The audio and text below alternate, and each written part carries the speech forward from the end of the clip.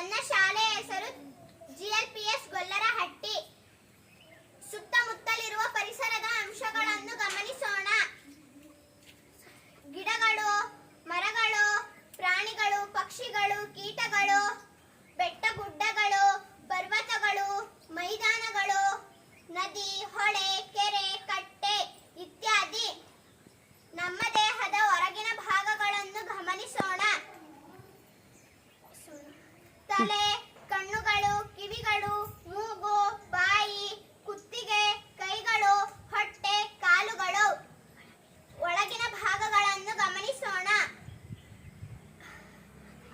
ಅನ್ನನಾಳ, ಜಠರ, ಸಣ್ಣ ಕರುಳು, ದೊಡ್ಡ ಕರುಳು, ಹೃದಯ, ನರವ್ಯೂಹಗಳು, ರಕ್ತನಾಳಗಳು ಇತ್ಯಾದಿ.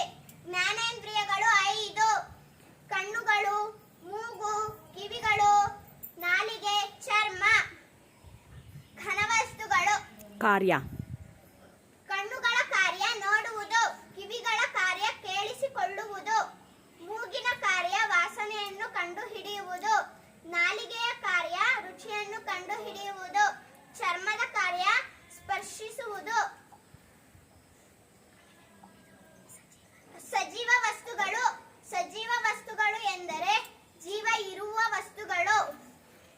ಗಿಡಮರಗಳು, ಪ್ರಾಣಿಗಳು, ಪಕ್ಷಿಗಳು, ಕೀಟಗಳು ಇತ್ಯಾದಿ.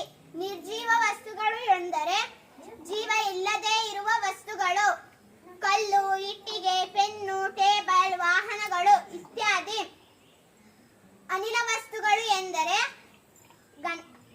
ಅನಿಲ ವಸ್ತುಗಳು ಗಂಧದ ಕಡ್ಡಿ ಹೊಗೆ, ಕಾರ್ಖಾನೆಗಳ ಹೊಗೆ, ವಾಹನಗಳ ಹೊಗೆ ಇತ್ಯಾದಿ. ಗ್ರಹಗಳು. ದ್ರವ. ದ್ರವ.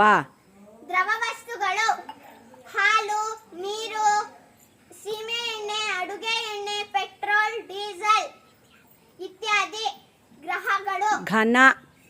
ಘನ ವಸ್ತುಗಳು ಪೆನ್ನು, ಇಟ್ಟಿಗೆ, ಪುಸ್ತಕ ಇತ್ಯಾದಿ.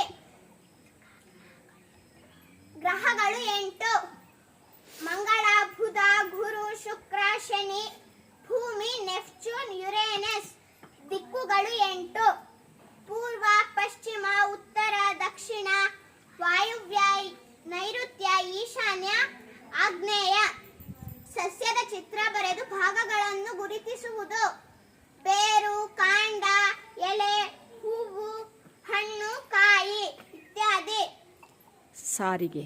ಸಾರಿಗೆ ವಿಧಗಳು 3: ಭೂಸಾರಿಗೆಗೆ ಉದಾಹರಣೆ ಆಟೋ, ಬಸ್ಸು, ಕಾರು, ಲಾರಿ ಇತ್ಯಾದಿ. ಜಲಸಾರಿಗೆಗೆ ಉದಾಹರಣೆ ದೋಣಿ, ಹಡಗು. ವಾಯು ಸಾರಿಗೆಗೆ ಉದಾಹರಣೆ ಹೆಲಿಕಾಪ್ಟರ್, ವಿಮಾನ.